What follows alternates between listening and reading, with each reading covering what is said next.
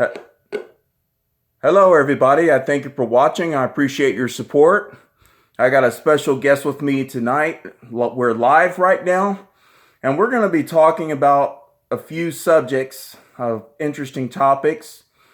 And one of them is about why it's so hard for people to find romance and dating. Is that correct? Yeah, I think that's pretty accurate. So what are your views on why it's so hard for people to find romance nowadays? I think in some ways, it's kind of hard to say. I mean, part of it is just people are somewhat unrealistic. I mean, because I still think back to whenever my mother, married her first husband. She married her first husband. Her first husband passed away. But she was in high school. He was a year ahead of her, and she had gotten a full scholarship to study nursing. And because her high school sweetheart had gotten a full time job, and he asked her father for her hand in marriage, that was the end of it. She was getting married, and as soon as she got married, she's going to start a family. And this would have been about 1960, I guess. So that was the expectation back then. Nowadays, I'm thinking, well, how would I feel if that were my daughter? It's like most likely I would be saying, look, he seems like a nice guy, but if it's true love, it'll wait. You should go to college. Whereas back, nearly 50 years ago, my mother's father told her, you need to get married. So, things have changed, and that's kind of the way things are. Like, used to be, I mean, I don't know, it just seems like things were just a little more simpler. And also people, like I know I graduated college in 2000, and it seemed like a lot of my friends, they got married. The ones that got married right out of college, their first marriage lasted 4 or 5 years. They got divorced, no kids. And then, they remarried shortly thereafter, and that's the marriage that produced children. That's pretty universal. And I'm not sure why that is. But, I mean, it seems like there's just a different set of expectations. And I don't really know, where that comes from. I mean, you've probably observed this too. Am I correct? I mean, you're in Austin. You know lots of people that, have kind of been through the same thing I have. You've certainly seen it too, right? Seen a few. Yeah. I mean, what do you think? Is that it? It's not the wrong observation, is it? I think it seems to be pretty common that people get married twice nowadays, or at least twice nowadays, and then people are putting off marriage longer. Yeah. I mean, and I don't think that they do it for bad reasons. I mean, let's just face it. If you want to be married, don't be married.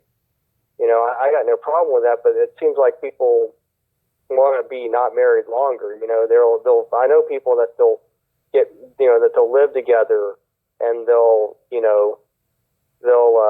have children together before they even get married. So some part of it is just, I don't know. It seems like there's a fundamental institution that's basically been neglected. You know what I mean? That's Yeah. what it feels like.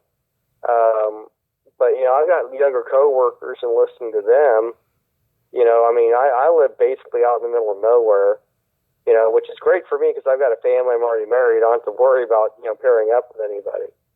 But listening to them, it's like they're talking about like Tinder and swiping right and what a girl looks like and stuff like that. I go back to thinking, well, how did I meet my wife? And it's like, well, I met her at a party. I was at a party. It was one of my friends was hosting it, and then a friend of his invited one of his friends that happened to be my wife. I saw her. I said, hey, I'd like to meet her. And, I went and I asked the host of the party, my friend, I said, if she's with somebody. And he said, I don't know her. I think I know who does. And he goes and asks him. And, with me being so lucky he was gay. And he said, oh, yeah, I know. She's from home. You should talk to her. And that's kind of how things got started. But, it wasn't like I walked right up to her and said, hey, I've got a whole night of a lot of time and a pocket full of condoms or anything. I mean, There was no lines. It wasn't crass. It was simply we got to know each other and we decided to marry. That's how it worked out. So yeah, it's good. In fact, that's my wife walking in right now. but it's just so weird. It really is. Hey, give me just a minute. Let me say hi to her and let her know what's going on. Just a second.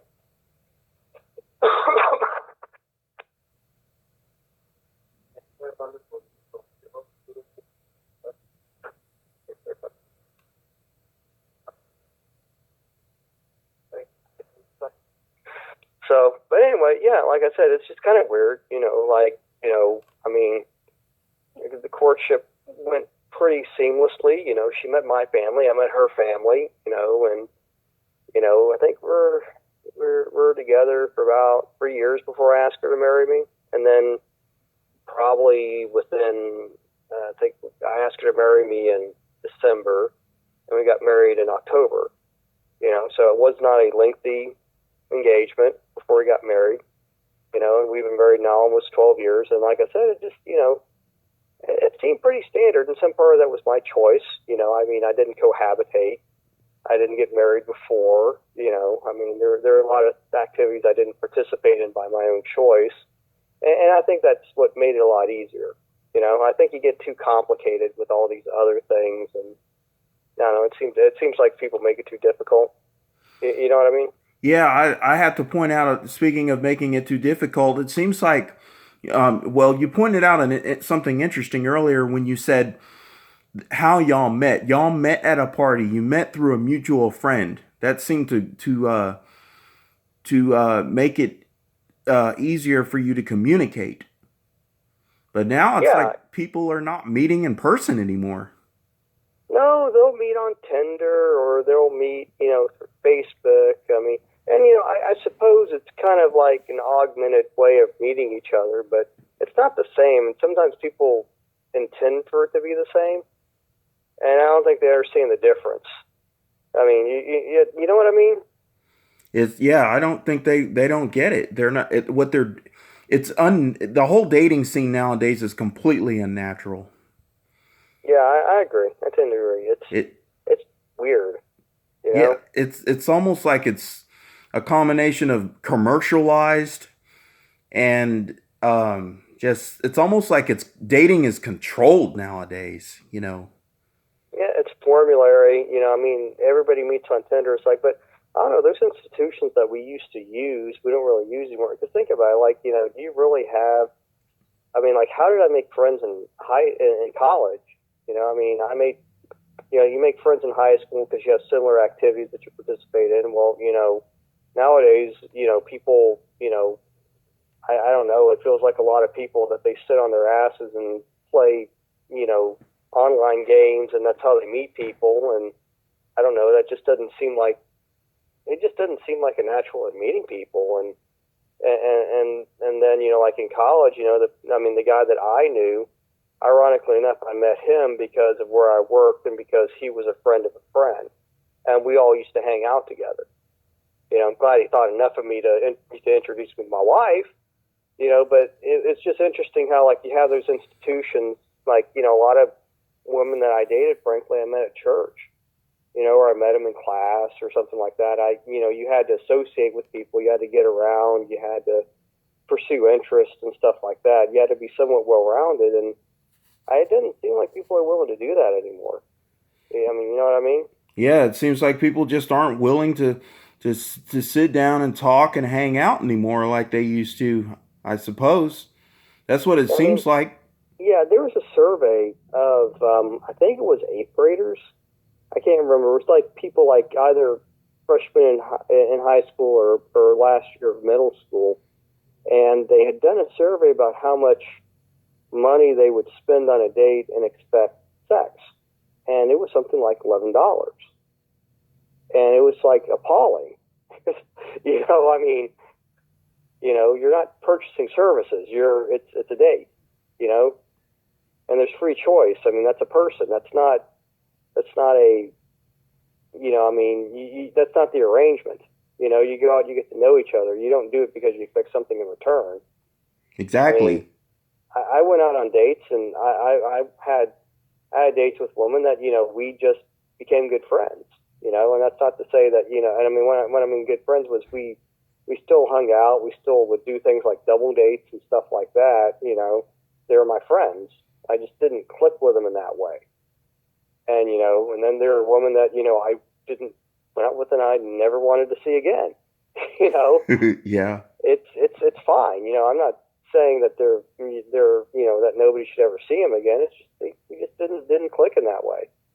So yeah, man, it's just I don't know. It's just strange how people are how people do things nowadays. It just seems very foreign to me.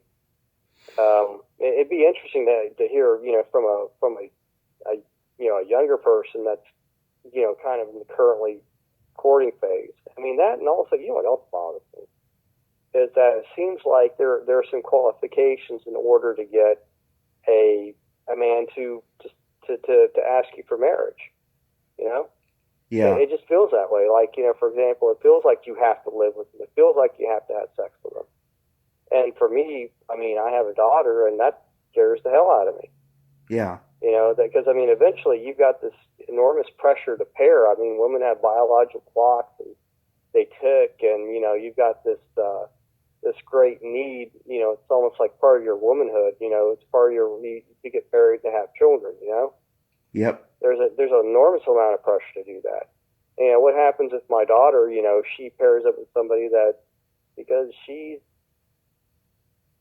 afraid she won't find nobody else. Uh-oh. Yeah, that wouldn't That's be good. yeah, exactly. That's pretty harsh. Yeah, if That's you what I'm afraid of for my daughter. yeah, if she gets with somebody that and she thinks no one else is going to want her, that may not necessarily be a good match. And that what if like all of the talent of courtship just goes away? You don't boys aren't taught things about. I mean, think about it, man. It's like there's so many people. Like I was, a lot of the reasons like they're talking about date rape and sexual violence, and in a lot of ways that happens, in my opinion, because part of it's just I think fathers are really absent from homes, and I think fathers don't discuss those topics with their children. It might be because it's embarrassing or something like that, but they just don't discuss it. I mean, my parents didn't really discuss it with me. Yeah. I Yeah. was fortunately I had other good examples, if nothing else, other good examples of what not to do. Thank goodness.